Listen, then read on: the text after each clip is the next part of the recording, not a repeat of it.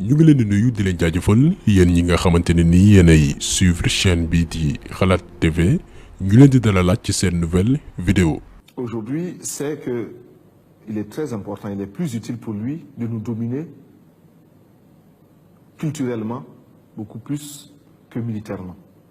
La domination culturelle est la plus souple, la moins coûteuse, la plus efficace. tey nag dañuy wax ci benn doomi aadama boo xamante ne nii bokk na ci ñi marqué histoire Afrique muy Thomas Sankara. fii ci Afrique nag même bu fekkee ni suñu borom nattoon nañu ay président yoo xamante ne nii duñu ay président yu baax duñu ay patriote bëgguñu réew mi, mais am na ci ay président yoo xamante ne nii amoon nañ ay yéene amoon nañ ay projet yoo xamante ne nii la ko taxoon jóg mooy tabax Afrique ak ay africains yoo xamante ne nii ay patriote lañ, mais malheureusement ñu sàkkal leen pexe lëkkaloog ak ay doomi africain. moo tax tey ñuy wax ci ab benn panafricain muy Thomas Sankara, pas sax mu nekk benn biographie mais wax ci réalisation yi nga xamante nii namoon na ko def biir réewum te Afrique yëpp mënoon ci inspiré wu, maanaam ab système boo xamante ne nii yeneen dëkk africain yi mën na ci référé wu sukkandiku ci pour am li nga xamante nii mooy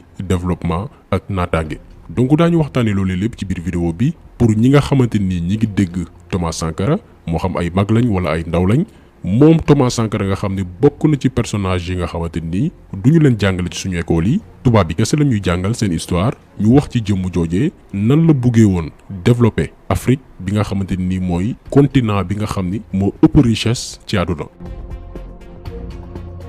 Thomas Sankara nag ci turam dëgg di Thomas Isidore Noël Sankara mi ngi juddu le 21 décembre 1949 ci ab localité bu nekk Burkina Faso bi ñuy woowee Yako. papam nag di ab pël nekkoon aussi infirmier gendarme, yaayam tamit bokk ci xeet bu ñuy woowee Mossi boo ko déggee ab askan la woo xamante ni dañu bàyyeekoo ci xeetu pël. booy xool côté Burkina Faso la leen di fekk du cëpp. tey boo demee Burkina Faso askan wi bu ñu dee téeméer ñeent fukk yëpp ci xeet boobu noonu lañ sokkee ko.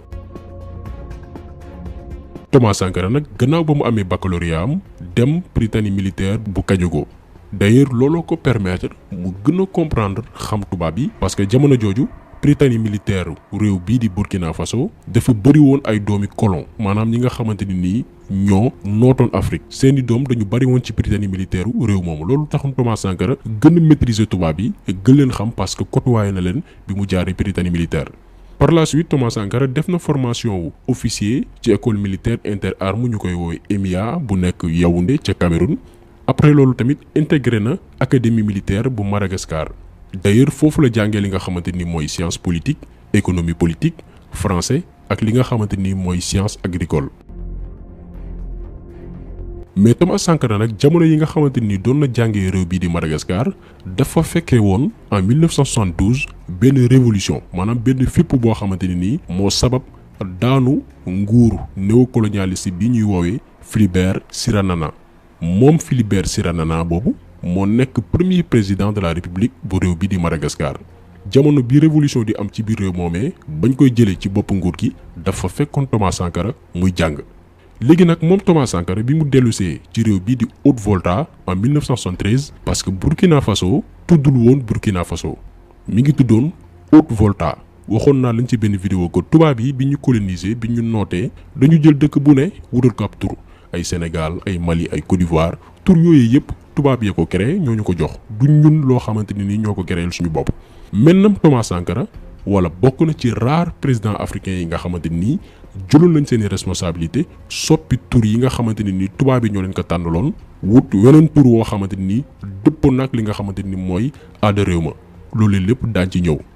léegi nag bi mu dellusee ca réew ma révolution bi nga xamante ni am na Madagascar inspiré ko, parce que Burkina Faso jamono jooju régime néocolonialiste moo fa nekkoon, maanaam tubaab bi ñuy wëy di monopoliser li nga xamante ni mooy dëkk ba teg fa loxo. ci noonu nag Thomas Sankara décidé def ca Burkina Faso li ñuy woowee révolution démocratique et populaire. pas révolution boo xamante ni day rey askan wi di leen noot, mais révolution boo xamante ni ay nitu armée bi ñoo koy jiite, mais tamit askan wi da ciy bokk gis ci boppam ànd ceeg ñoom. lan la Thomas Sankara def en 1973 jamono jooju nga xamante ni mi ngi nekkoon sous-lieutenant dañ ko dénkoon li nga xamante ni mooy formation wu jeunes militaires yi maanaam militaires yi nga xamante ni dañu toll ci formation ñu dénk ko seen tàggat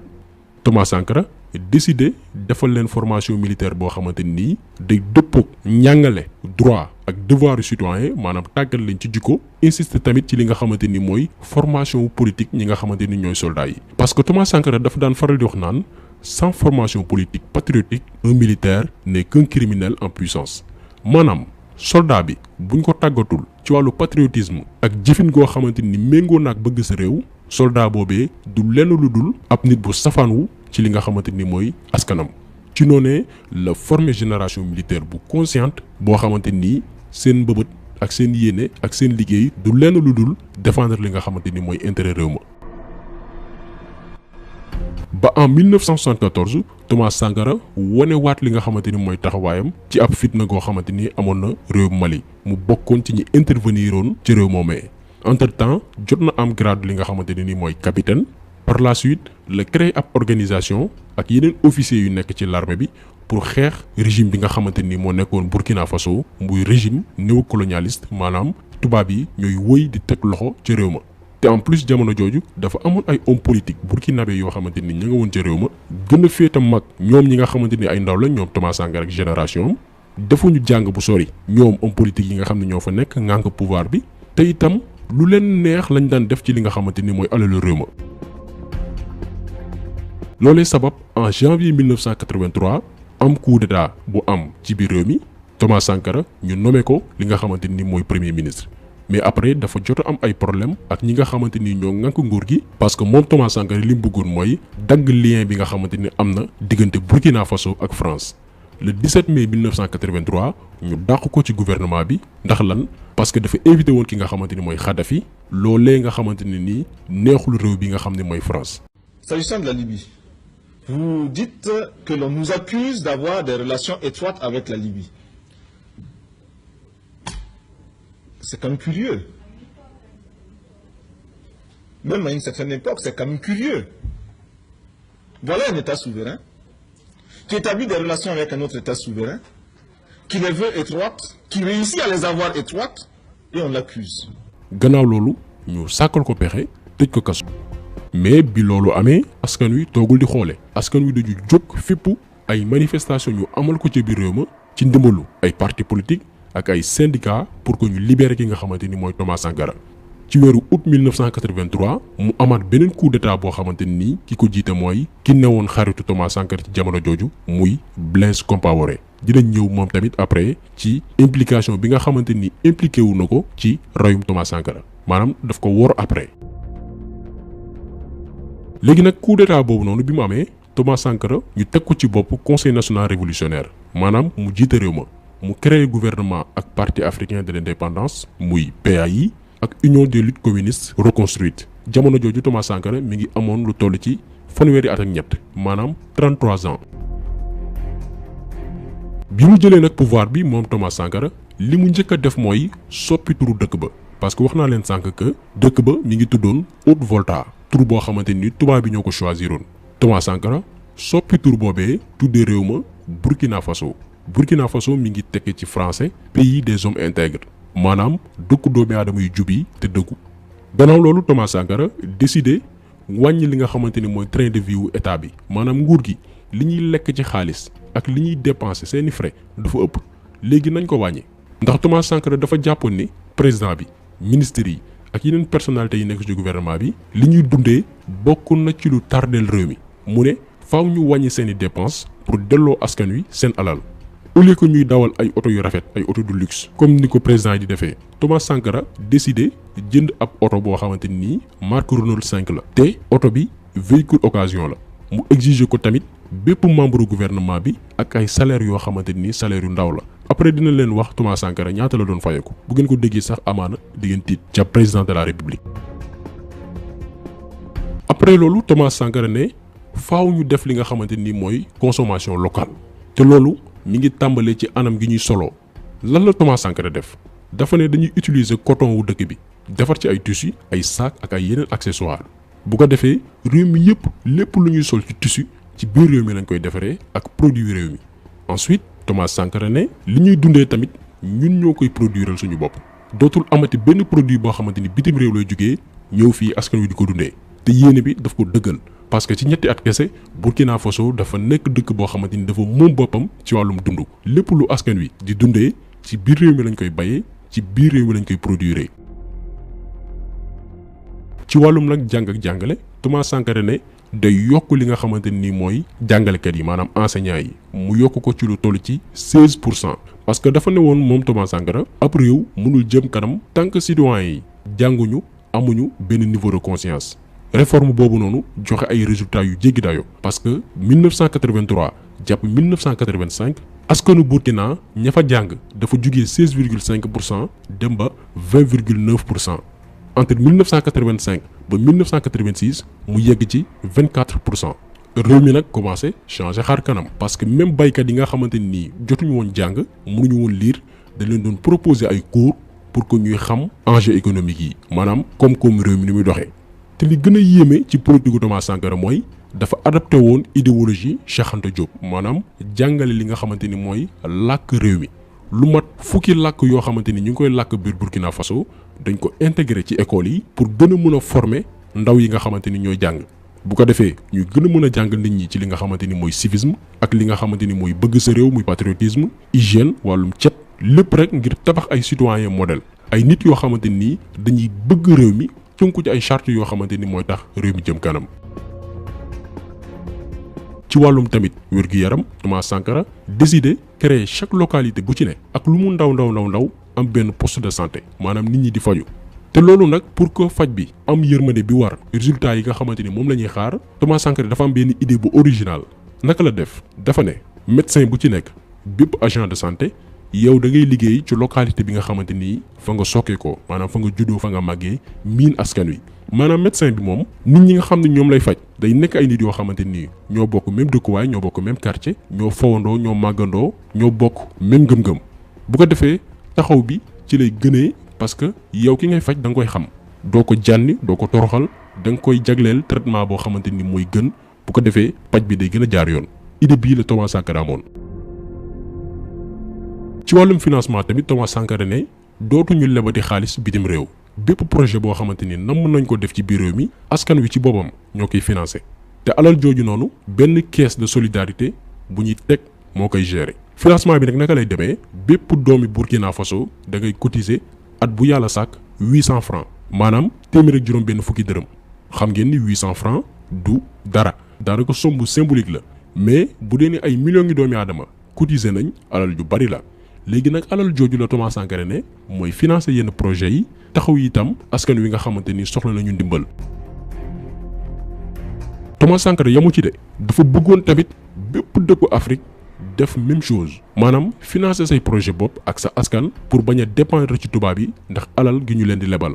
demoon na sax ba engagé benn combat contre dette yi nga xamante ni dëkk africain yi amal nañ ko organisation yi nga xam ne ñooy financer réew yi. le 29 juillet 1987 ci sommet bu Union africaine Thomas Sankara dafa taxaw def ab discours di sàkku ci bépp président africain ñu boole suñuy doole pour que ñu bañ a fay dette maanaam bor yi nga xamante ni amal nañ ko bailleurs yi. Ce sont les mêmes qui géraient nos États et nos économies. Ce sont les colonisateurs qui endettaient l'Afrique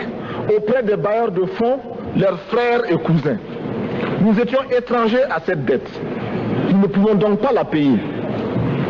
ci vidéo bi Thomas Sankara di xam la ni dette yi nga xamante ne nii dëkk africain yi ameel nañ ko organisation internationale de financement yi muy bor yi du lenn lu dul njeexitalu noot gi ñu tubaab bi nootoon parce que tubaab bi ci boppam ñoo ñu contraindre pour que ñu leb yooyee bor donc ñoom ñoo ko war a fay. Thomas Sankara di xam ne itam ci vidéo bi que Afrique bu wóyee di fay yile bor ay fukki at ci kanam dañuy wóy di dee ci li nga xamante ni mooy pauvreté maanaam ñàkk. discours bi sax Thomas Sankara mi ngi ko jeexalee woon ci di xam ne ni bu fekkee ni Burkina Faso kese moo nar a jël bi leen ndogal maanaam lànk ni du fay bor yi nga xamante ni amal nañ ko organisation internationale yi ñoom seen réew dootuñu teewati ci li nga xamante ni mooy conférence bi Union africaine. waaye nag Thomas Sankara gannaaw bu mu teniree discours boobu noonu ca la tàmbalee am ay problème parce que mi ngi def discours bi le 29 juillet 1987 ñaari weer ak xaaj dañ ci teg muy 15 octobre 1987 ñu ray ko te biñ koy ray mi ngi amoon 37 ans maanaam fanweeri at ak juróom-ñaar rayam nag umpul kenn France moo ko ray parce que xam nañ ni dootuñ neexleeti Burkina Faso tant que Thomas Sankara mi ngi nekk ci bopp réew mi. France moo complot xaritu benn bakkanam muy Blaise Compaoré organiser ab coup d'état ray ki nga xamante ni moo Thomas Sankara. Jacques Chirac bi nga xamante ni moo dee fan yi ci ginnaaw yenn sénégalais yi sax doñ ko màggal ndax ñàkk a xam parce que réew mi dafa bari ñoo xamante ni xamuñ moom Jacques Chirac ak François Mitterrand ñoo ngémboon Blaise Compaoré pour que mu ray xaritu benn bakkanam muy Thomas Sankara. lan moo tax nag mu def ko parce que dañ ko diggoon que ni bu ko defee dinañ ko teg ci bopp réew bi di Burkina Faso moo tax Thomas Sankara gannaaw bañ ko sàkkalee pexe ray ko jël bakkanam moom Blaise Compaoré moo nekk ci bopp réew bi di Burkina Faso. loolu nag li muy prouvé mooy nit ku ñuul yàgg na def lu bon moroom nit ku ñuulam tey lépp lu tubaab yi réussir am ci ndam ci suñu réew yi dañ ko def complot ak ay doomi africains yi nga xamante ni nii dara ñoru leen dara intéressé wu leen lu dul xaalis nguur ak li nga xamante ni mooy prestige. te li mat a souligner ci histoire Thomas Sankara mooy ba jamono gi ñuy wax ak yéen moo nekk président de la république bu gënoon ndóol maanaam bu gën a pauvre ci histoire ci àdduna bi yëpp. junjoon naa ko sànq Thomas Sankara mi ngi doon fayeeku salaire 138 736 francs lii la Thomas Sankara doon fayeeku salaire en tant que président de la république Burkina Faso bi mu deewee bàyyiwu fi benn alal jegleel ko jabaram ak ay doomam lenn daal la fi bàyyi mooy ab vélo de course benn guitare ak benn valise boo xamante nii ay bagages am yu ndaw ñoo fa nekk. amoon na itam benn parcelle ak benn teen ci village bi nga xamante ni fa la sokkee ko loolu li muy wane mooy jëmb ji muy Thomas Sankara nekkul woon président pour nguuru wala pour am alal ay nit la yoo xamante ni dañ doon def politique ndax ay principe ay ngëm-ngëm ak mbëggeel gi nga xamante ni am nañ ko jëmale seen réew. imaginel koo xamante ni njiitu réew nga woon nga dee bàyyiloo dara sa njaboot ci alal juróomi Thomas Sankara buñ ko amoon suñu jamono ji Afrique kenn waxatu ko et malheureusement nag nit ñu mel ni ñoom duñu leen jàngale duñu leen xamal ndaw ñi et pourtant nouvelle génération bi war nañ ko mën a xam war nañu xam ñu mel ni moom Thomas Sankara pour inspirer wu ci li nga xamante ni mooy parcours am ak li nga xamante ni mooy patriotisme am nit ñu mel ni Thomas Sankara dañu war a wëy di wax ci ñoom pour joxe exemple classe politique bi nga xamante ni jàpp nañ ni politique moo leen di permettre ñu am alal donc yàlla ñu yàlla mooy ay Thomas Sankara ay nit yoo xamante ni bëgg nañ seen réew te pare nañ pour défendre li nga xamante ni mooy seeni intérêt population. donc vidéo bi tey loolu la woon ñu ngi leen di gërëm di leen jaajëfal di leen jox dig daje beneen yoon ak beneen vidéo jaa ngeen jëf.